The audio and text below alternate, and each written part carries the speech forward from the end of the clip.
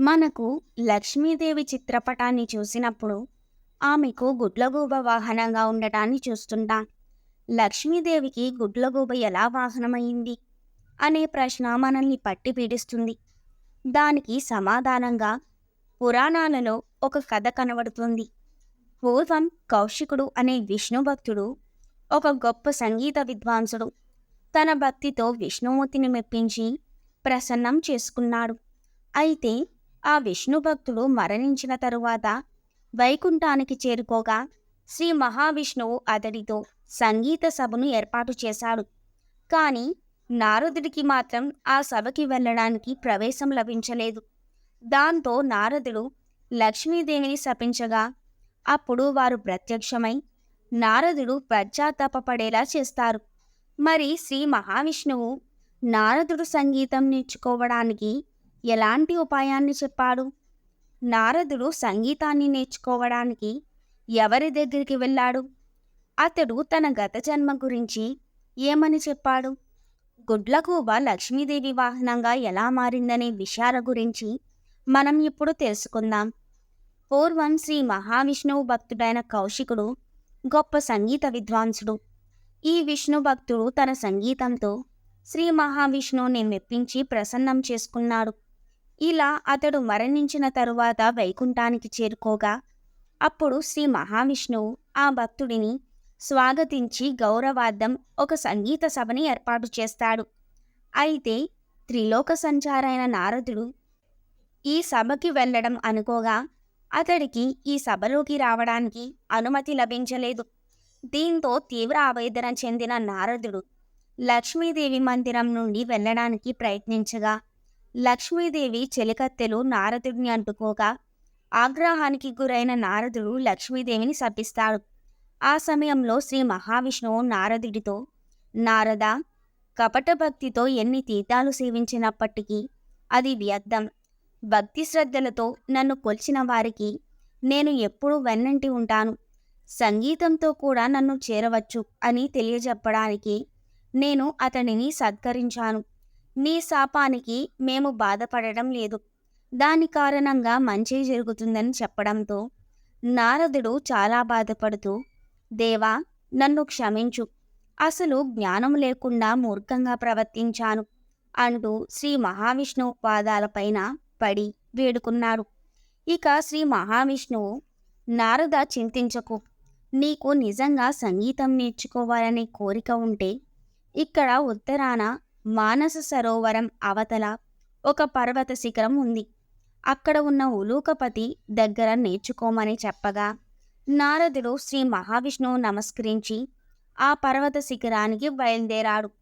ఇక నారదుడు తన మనసులో నాకు తెలియని ఆ సంగీత విద్వాంసుడు ఎవరు అని ఆలోచిస్తూ అక్కడికి చేరుకోగానే గంధర్వ, కిన్నెర, కింపురుష, అప్సరాసాదులెందరో అక్కడ సంగీత విద్యాభ్యాసం చేస్తున్నారు. అక్కడే నారదుడు వారికి గురువైన గానబంధుని చూశాడు. నారదుడు అతడికి నమస్కారం చేసి కౌశికుడు తన సంగీతంతో శ్రీ మహావిష్ణువుని ప్రసన్నం చేసుకున్నాడు. అలాంటి సంగీత విద్యని నాకు నేర్పించమని అడిగాడు. అప్పుడు గానబంధువుకి నారదుని మనసులో ఏమున్నదో అర్థమైంది. దీంతో అసలు తాను ఎవరనేది వివరించడం మొదలుపెట్టాడు. పూర్వం భువనేశుడు అనే రాజు ఉండేవాడు. అతడు ప్రజలను అన్ని విషయాల్లో బాగా చూసుకుని ఆ రాజు ఒక సంగీతంలో మాత్రం రాజ్యంలో ఒక షరతు పెట్టాడు. తన రాజ్యంలో సంగీతాన్ని నిషేధించాడు. ఎవరైనా రాజ్యంలో గానం చేస్తే వెంటనే వారికి మరణశిక్షను అమలు చేయడం అంటూ మంత్రులకి ఆదేశాలను కూడా ఇచ్చాడు. ఒకరోజు హరిమిత్రుడు అనే వ్యక్తి రాజు ఆజ్ఞని మర్చిపోయి దేవుడిని తన భక్తి గీతాలతో స్తుతించాడు. అతడి గానానికి అక్కడి ప్రజలు కూడా అన్నీ మర్చిపోయారు. అప్పుడు వెంటనే భటులు వచ్చి హరిమిత్రుణ్ణి బందీ చేసి రాజు దగ్గరకు తీసుకువెళ్ళగా రాజు బాగా ఆలోచించి పడినవాడు బ్రాహ్మణుడు కనుక మరణశిక్ష విధిస్తే బ్రహ్మహత్య పాతకం చుట్టుకుంటుందని భావించి మరణశిక్షకు సమానమైన రాజ్య బహిష్కరణ చేస్తాడు.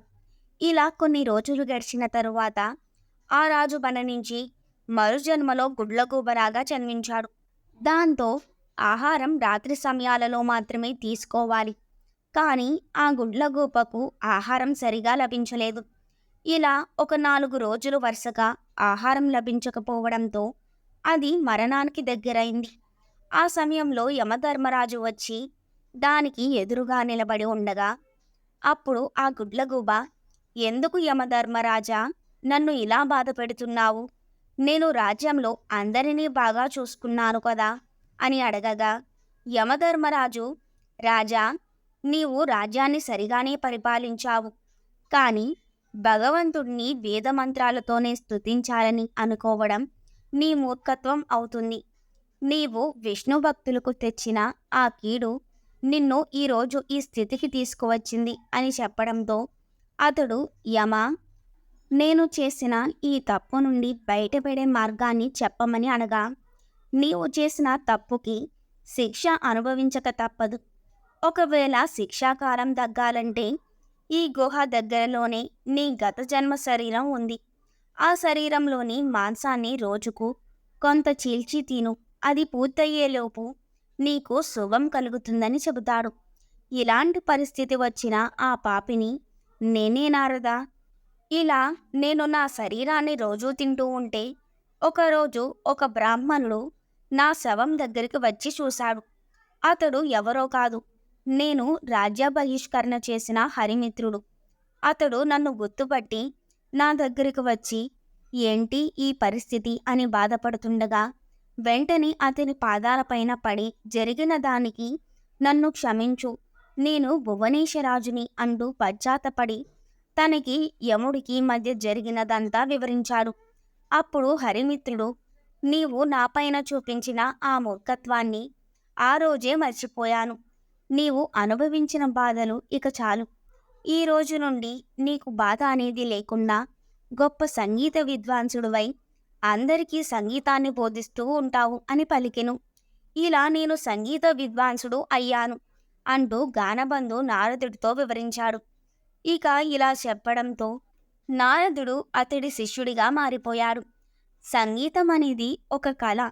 దానికోసం జీవితాన్ని అర్పించాలి.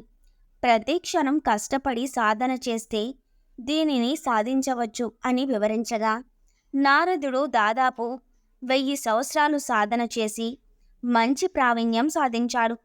దీంతో సంతోషించిన నారదుడు గురుదక్షిణ ఏం కావాలో అని అడగగా, శిష్యుడిగా కోరుకోమంటున్నావు కనుక అడుగుతున్నాను. లోకం ఉన్నంత వరకు సంగీత కళతో పాటుగా నేను కూడా అందరికీ గుర్తుండేలా వరాన్ని ఇవ్వమని అడుగుతాడు. అప్పుడు నారదుడు నవ్వుతూ, గురువయ్యా, ఇది చాలా చిన్న కోరికనే.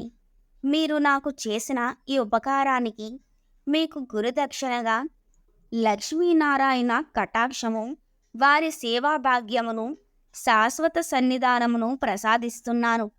ప్రళయం సంభవించినప్పుడు శ్రీ మహావిష్ణువుకి గరుత్మంతుడి వలె శ్రీ మహాలక్ష్మికి నీవు వాహనం అవుదువుగాక అని వరాన్ని ప్రసాదిస్తాడు.